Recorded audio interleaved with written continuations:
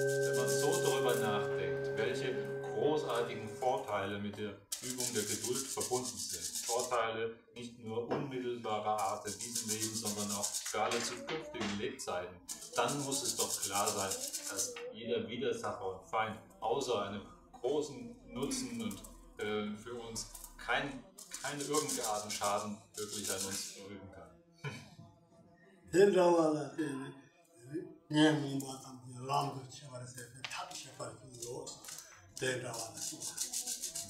So ist es zu verstehen, wenn gesagt wird, das sei ein großartiges Mittel, alle diese unheilsamen Geistesregungen oder störenden Gefühle, Geistesstörungen geschickt als Mittel auf dem Weg zu verwenden.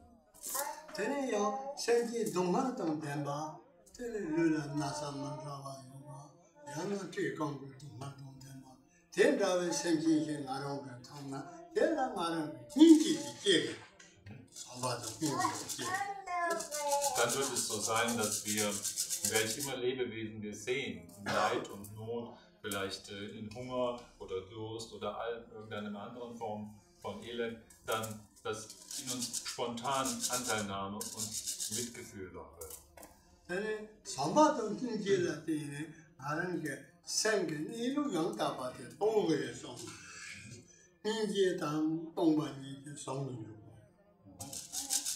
Durch solche Art große Liebe oder Anteilnahme, Mitgefühl, heißt es, werden wir in die Lage kommen, die Natur unseres eigenen Geistes direkt zu sehen.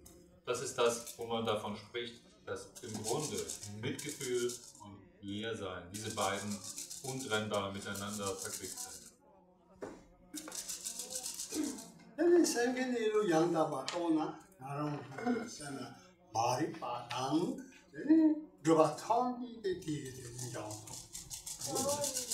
Haben wir einst die wahre Natur, den Grundzustand unseres eigenen Geistes erkannt, direkt gesehen, dann ist mit diesem Augenblick sofort auch alle Unwissenheit, alle Unbewusstheit und alle Täuschung verflogen.